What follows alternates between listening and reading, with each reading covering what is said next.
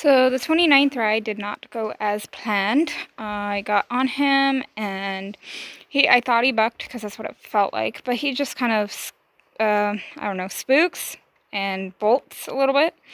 When I get on, I can tell his back's hunched. The person I'm talking to in the background is my father. He's just trying to do some garden work, and Boog is just freaking out about him touching things and somebody being on him at the same time, I guess. I don't know really how to explain it. He tends to not be able to focus when there's a rider and something else happening, and then he just spooks.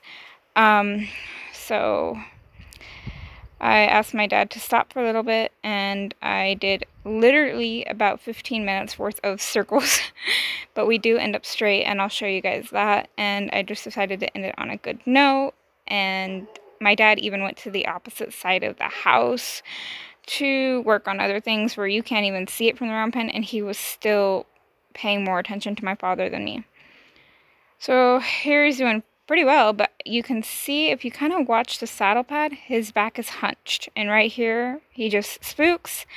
I'm able to pull him in. I don't really like having to yank him in like that, but I'm also not going to allow him to go off bucking. Sorry if you can hear the dog in the background. Here he spooks again. My dad's literally just grabbing a wheelbarrow and turning it over. I mean, not even making that much noise. I don't know what's going on with him. It has been 2 weeks, so kind of understandable. But we get there, and we do end the ride on a very good note. So here you can see we're walking straight. His head's kind of high, his ears are kind of back, so I'm just kind of keeping his nose tipped in just a tad, just in case he goes to spook again. If something happens, I have a hold of him, and he's not going to go ahead and go straight. So I hope you guys enjoyed the rest of this video, and please know there is a lot of other things that happen in this video that I think need to be talked about, so that's why they are in here. Alright guys, have a great day. So he is bitted up here because when I attached the rein after I got off, I took him out and got a drink and let him kind of stand for a minute. And when I reattached the rein, he bowed his face out and jerked the rein out of my hand. So, they're tight when he puts his head up, but see when he lowers his head, they go loose. So it's just wrapped over the saddle right here and down through the stirrup. And he's figuring out when he lowers his head, that is when the pressure stops. So he's kind of bracing. He'll eventually start lowering that head and giving to the pressure instead of bracing. See that bounce starting to get in that rein? He's starting to figure it out and giving. So when you see the reins bounce, it's starting to give. He's starting to give to that pressure. And whoa. Alright. There, he lowered. Now let's see what he does here all on his own. I'm not putting any pressure on him. See him bracing? Now normally I would just leave him in the round pen like this by himself.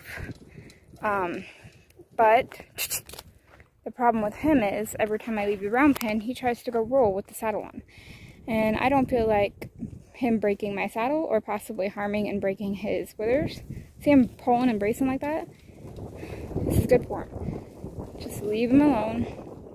Let them figure it out all on their own. See when he stopped, he's just pulling and pulling. You know, he's pulling on his own mouth. So I'm just going to wait until he relaxes. Whoa. Hey! Kind of get his attention on something else for a second and see if we can't help him out. Whoa. Boog. I just want him to relax. See him just dragging through the bit? I'm surprised he hasn't dragged through my hand when he bucks. Just kind of smacking my leg, getting him to quit. Now the next time he does it, I'm going to put him to work. Whoa! So there he kept a good, whoa!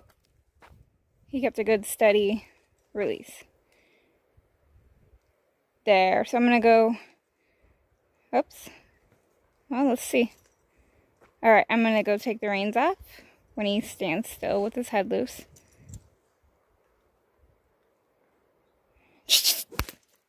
So I'm just going to kind of crack that.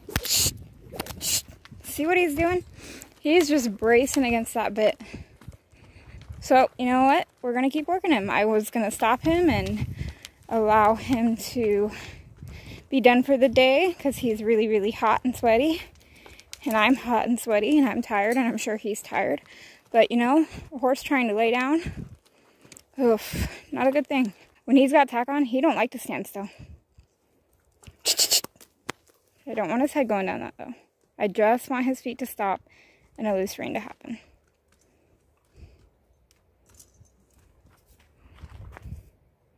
It's got a nice backup, though. I just kind of help him out a little bit. Wiggle the whip. Just waiting for it. There. All right. Oh, okay. Let's see if he's going to do it again. He keeps stopping and trying to roll with the saddle. I'm just going to leave him alone and see what happens if I don't push him out right now. And I'll show you kind of what I do with that.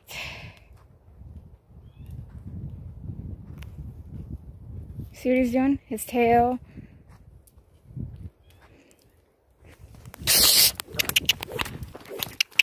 I'll kind of get after him and make him work.